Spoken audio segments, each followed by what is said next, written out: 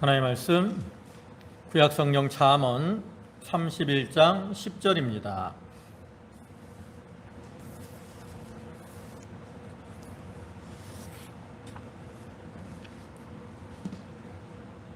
구약성경 잠언 31장 10절, 구약성경 페이지로는 946쪽,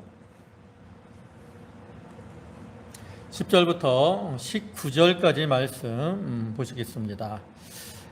한 절씩 교독하겠습니다. 누가 현숙한 여인을 찾아 얻겠느냐? 그의 값은 진주보다 더하니라.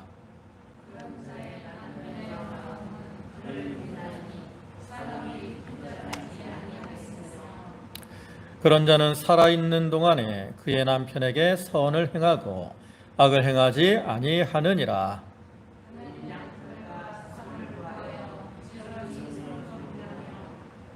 상인의 배와 같아서 먼 데서 양식을 가져오며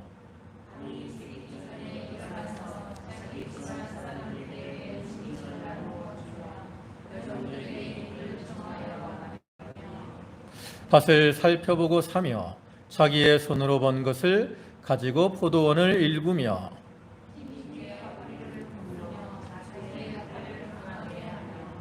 자기의 장사가 잘 되는 줄을 깨닫고 밤에 등불을 끄지 아니하며 손으로 손뭉치를 들고 손가락으로 가락을 잡으며. 아멘.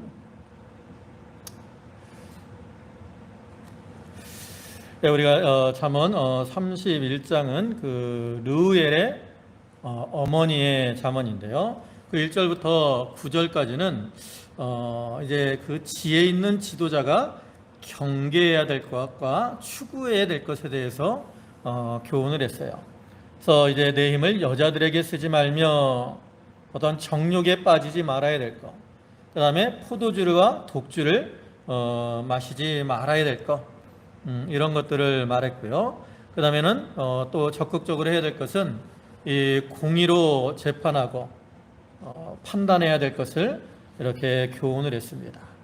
그리고 이제 여기 10절부터 끝에 31절까지 말씀에서는 이제 지혜자가 배우자로 얻어야 되는 현숙한 아내의 모습과 그 높은 가치를 교훈하고 있어요.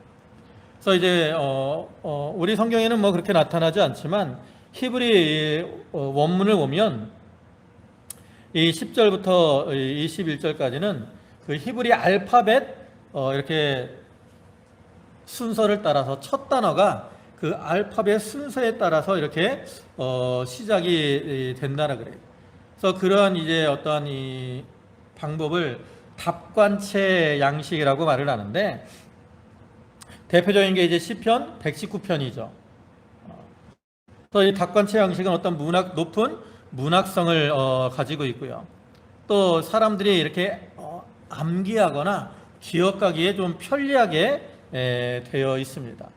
이제 이 잠언을 마지막으로 마무리하면서 이러한 답관체 형식의 시가 등장함으로써 이제 잠언을 극적으로 마무리하고요. 그다음에 이 잠언을 통해서 주는 어떠한 교훈을 사람들이 잘 기억할 수 있도록 하는 효과를 주고 있는 거죠. 그래서 이제 10절부터 쭉 말씀을 보면 이 현숙한 여자의 특징에 대해서 이제 여러 가지로 말을 합니다. 그래서 11절과 12절에서는 남편에 대한 신실함을 말하고요. 그 다음에 13절부터 19절까지는 그 어떤 근면 성실한 생활 태도에 대해서 말을 합니다. 그 다음에 20절부터 27절까지는 남에게 인자와 의를 베푸는 이러한 모습에 대해서 기록을 하고, 그 다음에 28절과 29절은 칭찬받는 삶에 대해서, 30절과 31절에서는 여호와를 경외하는 이러한 삶에 대해서 말을 하고 있어요. 그러나 이러한 현숙한 여자의 이러한 삶의 모습은 잠언에 나타나는 어떤 음녀의 삶과는 완전히 대조되는 그러한 동시에 이제 잠언 전체에서 교훈하는 지혜로운 자의 삶의 모습과 이 맥락을 같이 하고 있는 거죠.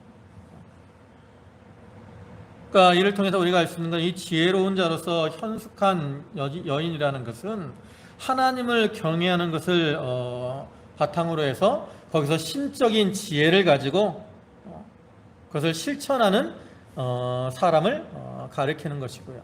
그러한 자에게 하나님께서 이제 은혜와 사랑을 더하여 주시는 것을 교훈을 하는 겁니다. 그래서 여기서는 이제 현숙한 여인에 대해서 교훈하는데, 이것은 영적으로는 반드시 여자에게만 주는 교훈은 아니고요. 현숙한 여인을 예로 들어서 우리 사람들이 삶 속에서 가져야 될 어떠한 성품에 대해서 교훈을 하기도 하고요.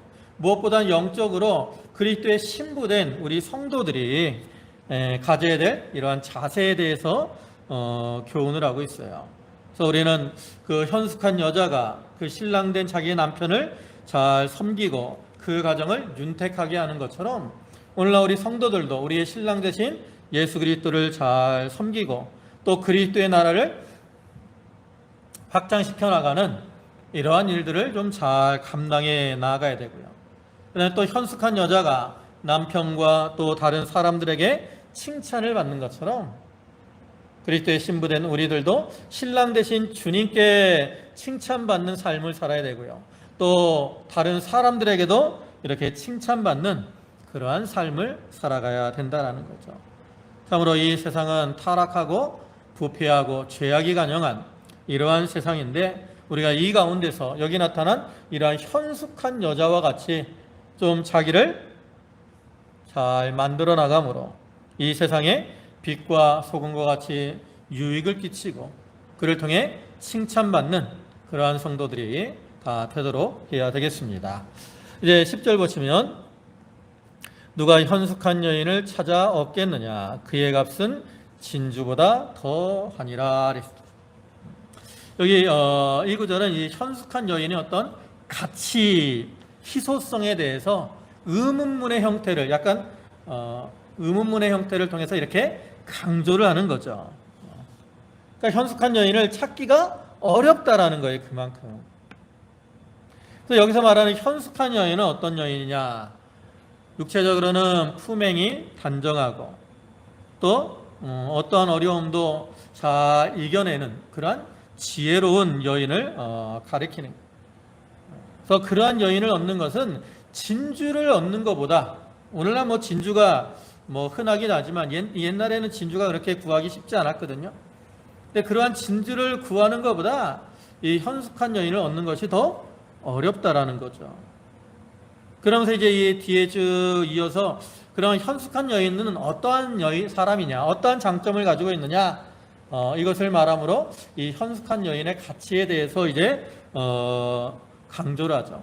이런 이유 때문에 이 현숙한 여인은 귀한 존재일 수밖에 없다, 이렇게 교훈하는 거예요. 그리고 영적으로는 이 현숙한 여인은 참 믿음을 잘 지키는 이러한 성도들을 가리키는 겁니다. 그래서 우리 그러한 성도들이 참 귀하다는 것, 진주보다 귀하다. 시편 16편 3절을 보면, 땅에 있는 성도는 존귀한 자들이니 나의 모든 즐거움이 그들에게 있도다 그랬어요. 하나님이 우리를 존귀하게 여겨주시는 거예요. 그래서 참 우리가 교회 안에서 이렇게 믿음을 잘 지키는 그러한 사람을 만나는 게 참 귀한 겁니다. 어떤 교회에 보면 늘 교회 안에서 싸움과 다툼이 끊이지 않는 교회가 있어요. 반면 어떤 교회는 서로 사랑하며 아껴주며 협력해서 믿음 생활을 잘하는 그러한 교회가 있습니다. 어떤 교회가 많을까?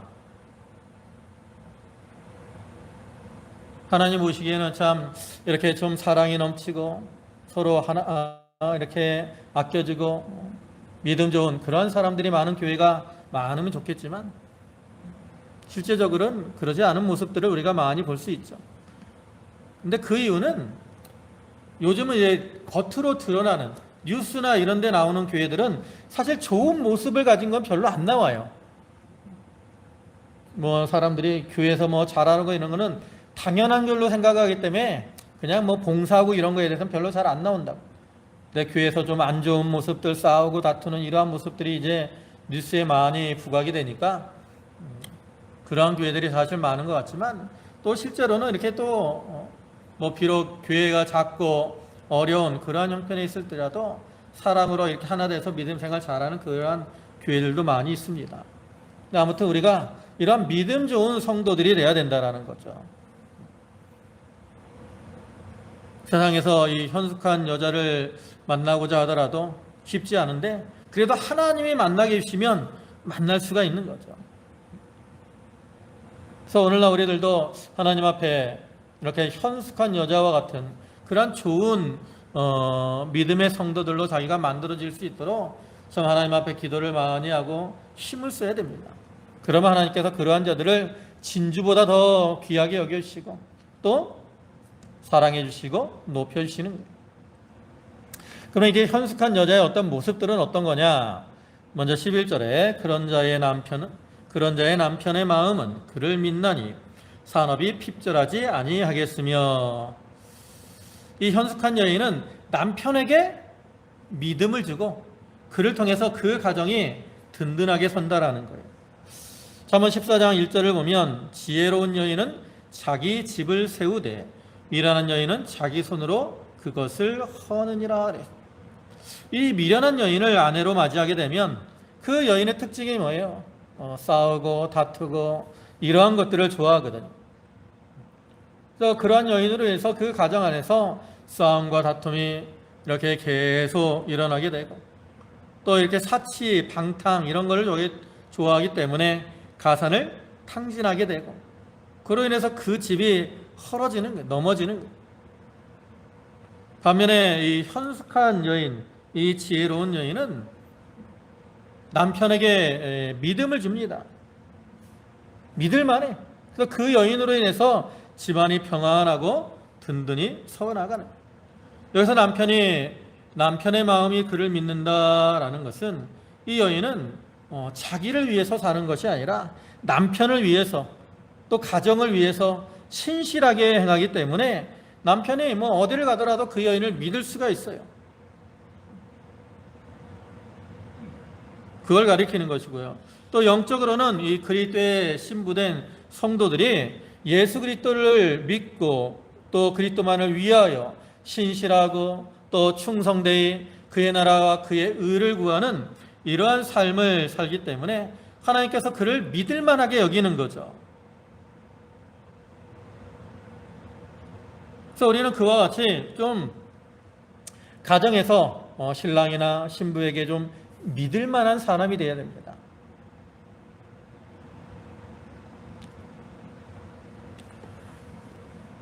우리가 가정에 믿음이 없으면 그 가정은 참 아무리 부귀영화를 노리더라도 행복할 수 없어요. 그러나 좀 가난하고 어려운 그러한 처지에 있더라도 서로 이렇게 신뢰하며 살아가면 그 가정은 행복하죠. 또 산업이 핍절하지 않는다 그랬어요. 이걸 히브리 원어를 직역하면 약탈품을 얻으려 하지 아니하겠으며 그랬어요. 이러한 뜻이라고 합니다. 결국 남편이 이 부정한 소득을 얻으려고 할 필요가 없다라는 거죠.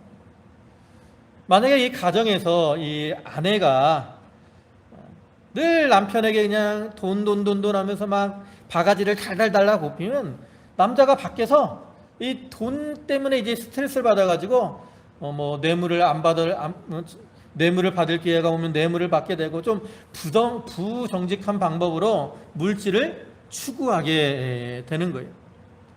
그러나 좀 가정이 힘들든 어렵든 이 아내가 그 집안에서 남편이 벌어온 걸 가지고 이 가정을 잘 이렇게 관리하면서 이렇게 살아가면 남편이 좀 가난하더라도 이 부당한 소득을 구하려고 하지 않고 자기의 것에 만족하며 살아가게 되는 거예요.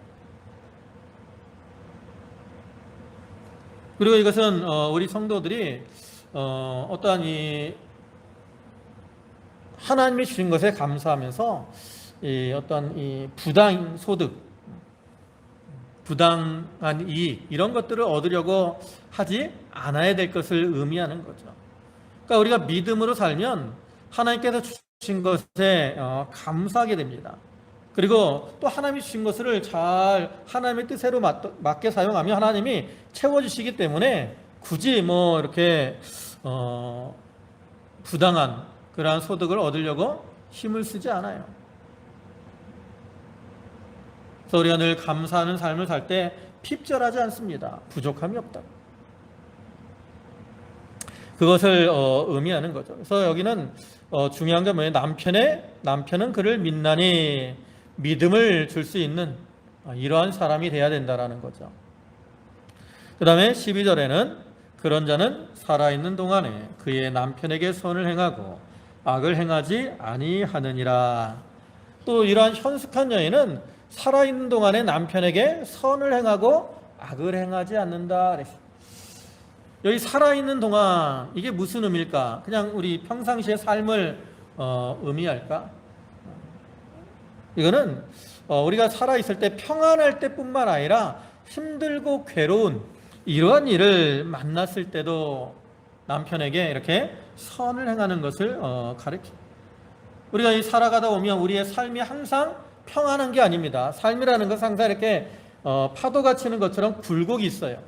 우리의 건강도 어쩔 땐 건강이 좋았다가 또 좀 안 좋아졌다가 또 회복됐다가 또 안 좋아지기도 하고 이런 것이 있고, 또 물질적으로도 좀 풍요로웠다가 좀 부족했다가 뭐 이러한 일들도 있고, 또 어쩔 때는 가정이 평안했다가 또 어려움을 만나기도 하고, 이러한 굴곡들이 다 있습니다. 그러니까 여기 살아있는 동안이라는 그러한 모든 환경들을 가리키는 거예요. 좋은 환경, 이때뿐만 아니라 좀 어려움, 고난이나 어려움, 고통스러운 이러한 상황을 만났을 때에도 이 현숙한 여인은 참 남편에게 선을 행하고 악을 행하지 않아. 그리고 그를 통해서 자기의 가정을 잘 지켜나가는 거죠. 그와 같이 오늘날 우리 성도들도 영적으로는 우리가 삶 속에서 항상 우리의 삶이 평안한 게 아닙니다. 성도의 삶도 이렇게 파도를 치고 굴곡이 많아요. 어쩔 때는 마음에 기쁨이 있을 때 있습니다. 어쩔 때는 근심이 들어올 때 있어요. 어쩔 때는 남편이 잘해줄 때 있어요. 어쩔 때는 남편이 말 안 들을 때 속상하게 할 때도 있다. 어쩔 때는 아내가 맛있는 걸 잘해줄 때 있는데 어쩔 때는 또 바가지도 긁을 때 있고, 이런 여러 가지 환경, 신앙적인 면에서도 여러 가지 고난, 역경 이런 것들이 닥쳐올 때도 있죠.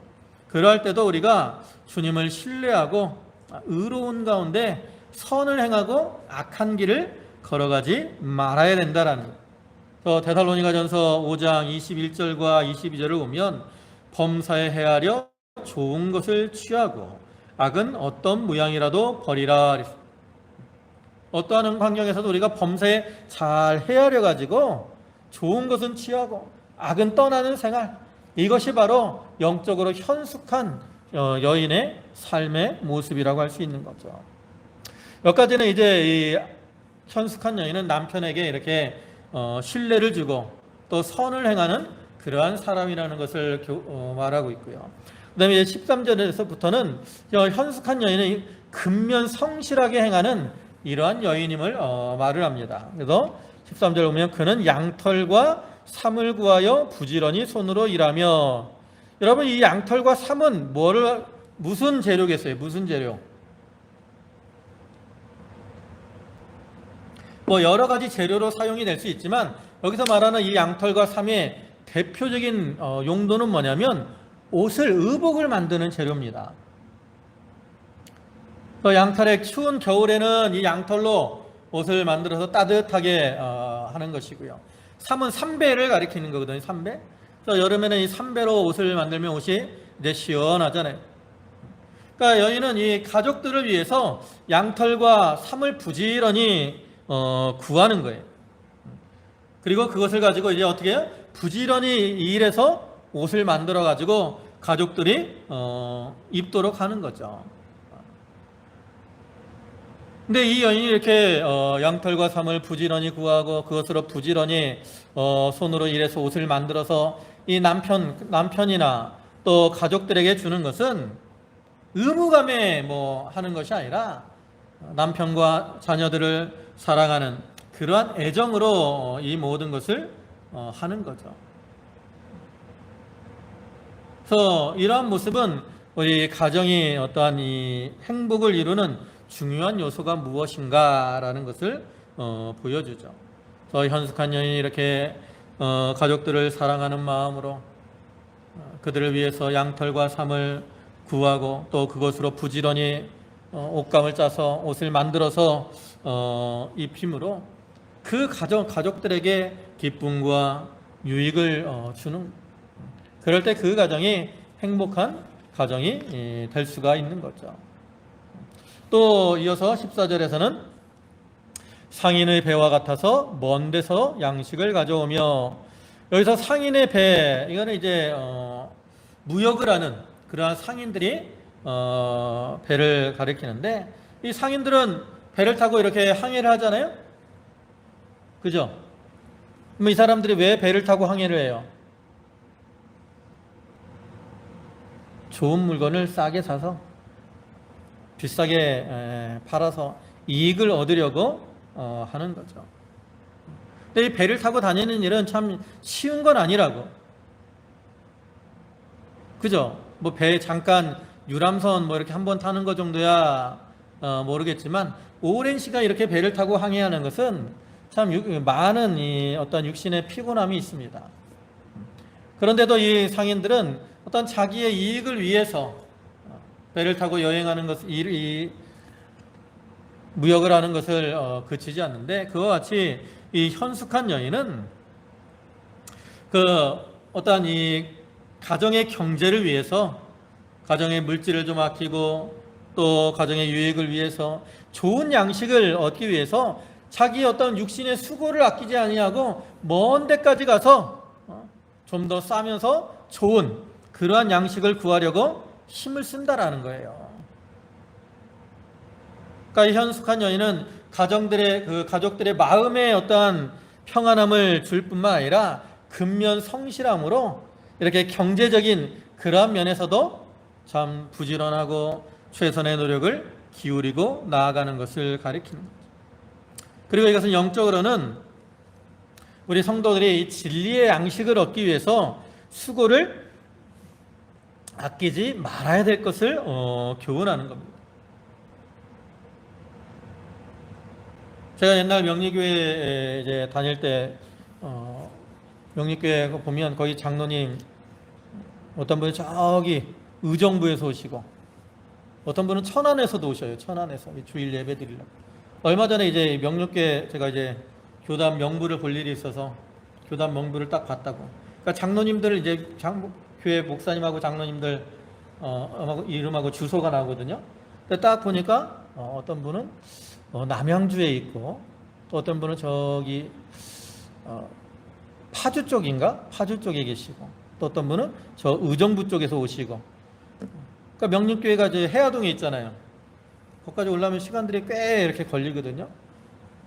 먼 그러한 거리지만 수고를 아끼지 않고 참 진리를 사모해 가지고 거기까지 오는 거죠.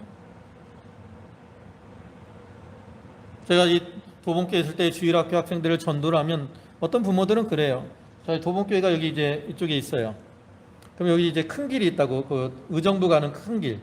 그리고 옆에 이제 건너편에 이제 한신 아파트라는 곳이 있어요. 그럼 이제 전도할 때 이제 이쪽 아파트 쪽 가서 학교 앞에서 전도를 하거든요. 그래갖고 이제 애한테 전도를 해서 이제 뭐 오겠다라고 얘기한 부모가 뭐라 했는지 알아요? 너무 멀어서 못 가요.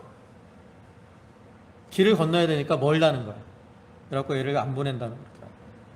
그러니까 요즘은 교회들이 워낙 많으니까 뭐 그런 것들이 있는데, 우리가 이 참된 진리의 말씀을 위해서는 좀 수고를 아끼지 않아야 됩니다. 새벽에도 나오는 것도 수고를 아끼지 않는 것이고, 또 예배마다 이렇게 참석하는 것도 수고를 아끼지 않는 것이고, 우리가 수고를 해야 하나님이 더 은혜를 주시는 거예요. 하나님은 사모하는 영혼을 만족해 하시고 또 줄인 영혼에게 좋은 것으로 채워주시는 그러한 분이라고 말씀하잖아요. 또 우리가 이렇게 사모하는 마음으로 행할 때 거기서 진리를 발견할 수 있고, 그를 통해서 우리가 기쁨을 누릴 수 있어요. 마태복음 13장을 오면 천국 비유가 나오죠. 그래서 천국은 밭에 감추인 진주와 같다 그랬고요. 또 천국은 좋은 진주를 구하는 장사꾼과 같다 그랬어요. 그래서 이 밭에 감추인 보화를 구하면 어떻게 한다 그랬어요? 그것을 차지하기 위해서 자기의 소유를 팔아서 그 밭을 샀다 그랬고요. 좋은 진주를 발견하면 그것을 위해서 자기의 소유를 팔아서 그 진주를 샀다 그랬어요. 그러한 수고 노력이 있어야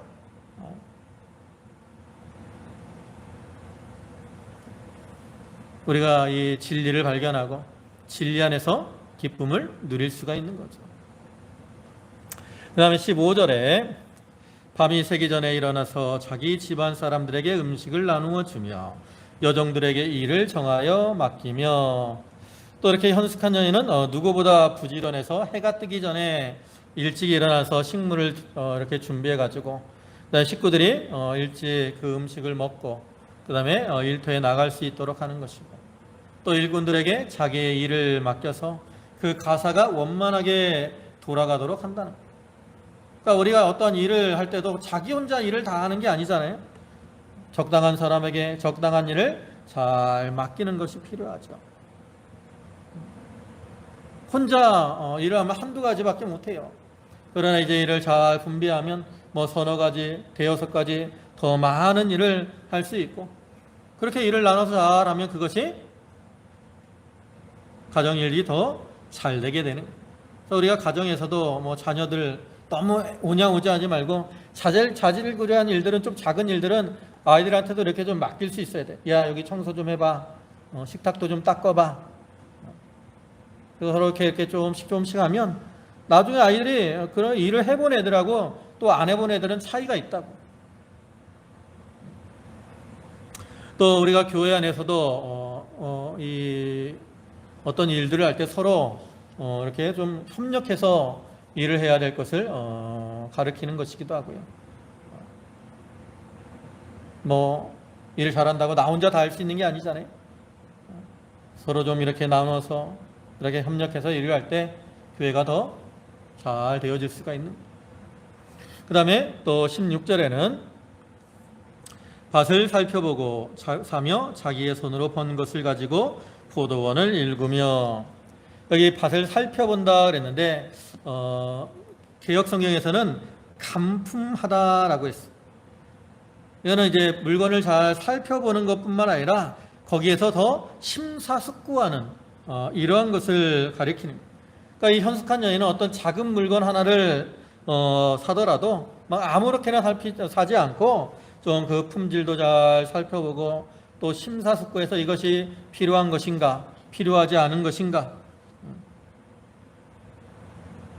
이렇게 함으로 어떤 사치나 낭비 이런 것들을 하지 않는다라는 거죠. 그러니까 이렇게 물질적인 면에서 어떤 우리가 물건을 살 때 그 물건이 좀 어떠한 가격에 적당한 물건인가, 또 내가 필요한 용도에 맞는 것인가, 우리가 이런 것들을 좀 심사숙고하고 사야 됩니다. 충동 구매하면 나중에 쓰지 않고 막 쌓여 있는 그러한 경우들이 많아요. 근데 그런 것들이 다 낭비가 되는 거죠.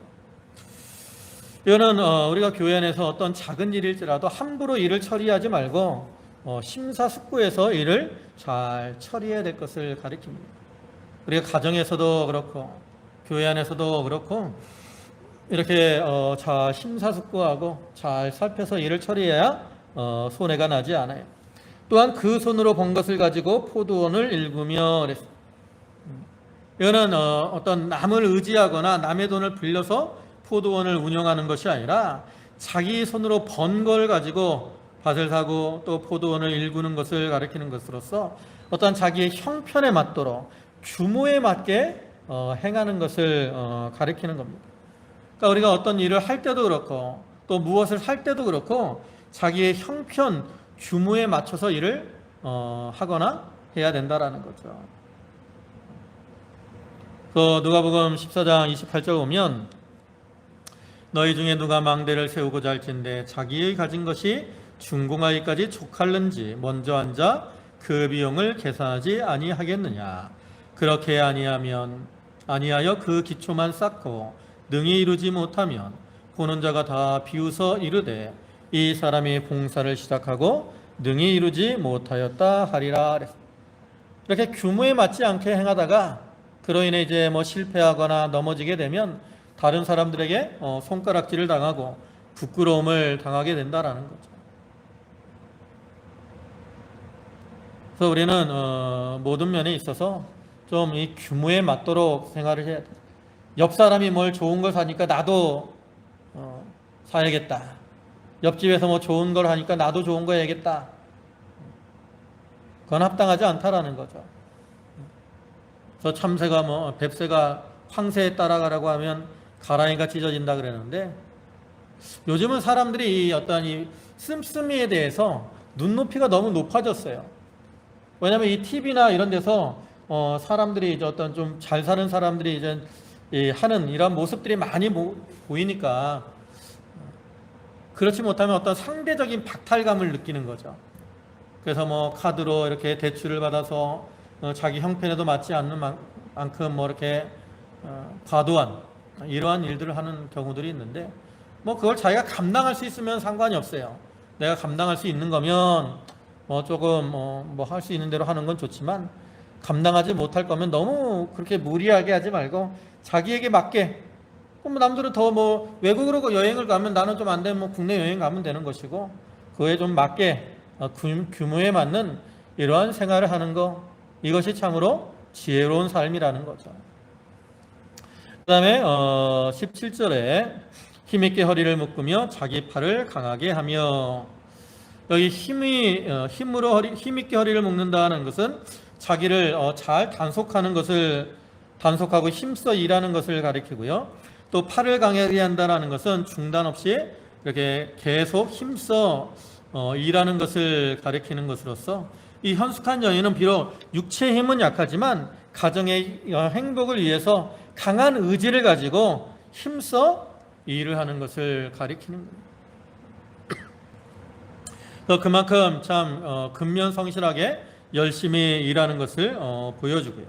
이거는 영적으로 그리스도의 신부된 우리 성도들이 이렇게 자기 허리를 동이고 자기를 잘 단속하고 또 자기의 팔을 강하게 해서 자기에게 주어진 그 일들을 부지런히 잘 감당하고 헌신해 나아가야 될 것을 가리키는 거죠. 우리가 하나님의 일을 하다가 힘들고 어렵다 해서 중간에 포기하지 말고 하나님을 신뢰하는 믿음 가운데 힘써 나가는 거예요. 그러면 하나님이 감당할 수 있도록 도와주시고 또 은혜를 주셔서 그 일이 이루어지게 하는 거죠. 그래서 우리가 육신적으로도 근면성실해야 되고요, 영적으로도 이렇게 근면성실하게 행해야 될 것을 교훈하는 겁니다. 18절에는 자기의 장사가 잘 되는 줄을 깨닫고 밤에 등불을 끄지 아니하며 손으로 손뭉치를 들고 손가락으로 가락을 잡으며, 여기서도 이 미란 아내는 보통 이 게을러 가지고 일할 생각은 하지 않고 또 남편이 벌어오는 수입이 적다고 불평하고 원망하지만, 이 현숙한 여인은 밤늦게까지 가게에 조금이라도 보탬이 되면 이렇게 밤늦게까지 자지도 않고 부지런히 일을 한다는 거예요. 특히 여기서 손으로 손뭉치를 들고 손가락으로 그 가락을 잡는다라는 것은 이 배 짜는 이러한 모습을 이제 묘사한 거예요. 그러니까 밤늦게까지 이 배를 짜면서 자기가 할 수 있는 일을 감당해 나아가는 그러한 모습을 보여주는 거죠. 근데 이거는 여자에게 대한 얘기만이 아닙니다. 남자들도 이렇게 좀 아내에게 믿을 만하게 해야 되고요, 또 부지런하고 근면 성실하게 행해야 될 것을 가리키는 것이고요, 또 무엇보다 이것은 영적으로 우리 성도들이 참 하나님 앞에 또 그리스도에게 믿을 만한 그러한 사람으로 좀 신실하게 행해야 되고요, 또 믿는 일에 있어서도 근면 성실하고 부지런하게 주의 일에 헌신하는 이러한 자들이 되어야 될 것을 교훈하는 거죠. 그래서 우리 모든 성도들이 이와 같이 참 하나님이 보시기에 이러한 부지런하고 참 믿을 만한 그러한 자들이 되어서 하나님 주시는 은혜를 받고 또 주님 안에서 기쁨과 평안을 누리며 사는 그러한 성도들이 다 되도록 해야 되겠습니다. 기도하시겠습니다. 만유의 주가 되시고 자비와 사랑과 긍휼이 풍성하신 주님 감사합니다. 아버지 하나님, 현숙한 여인은 참 남편에게 믿음을 주며 또 남편에게 선을 행하고 악을 행하지 아니하며 또 가정을 돌아보되 근면 성실하게 또 부지런히 헌신하며 열심을 다해 살아간다 했습니다. 아버지 하나님, 저희가 그리스도의 신부된 자들로서 우리가 영적으로 현숙한 자들이 되어서 하나님께 신뢰를 받을 만하며 또 선을 행하고 또 맡겨진 모든 일에 근면 성실하며 충성되이 자기의 모든 일들을 감당함으로 주님 앞에 잘하였도다, 착하고 충성된 종이다 칭찬받고 또 상급받는 그러한 삶을 살아가게 해 주시옵소서. 비록 저희들 연약하고 부족할지라도 하나님의 사랑 가운데 우리를 불러주셨고 또 사랑으로 우리를 돌봐주실 줄 믿습니다. 그 믿음 안에서 참 주님 앞에 헌신하는 우리의 삶이 되게 하여 주시옵소서. 예수님의 이름으로 기도 올리옵나이다. 아멘.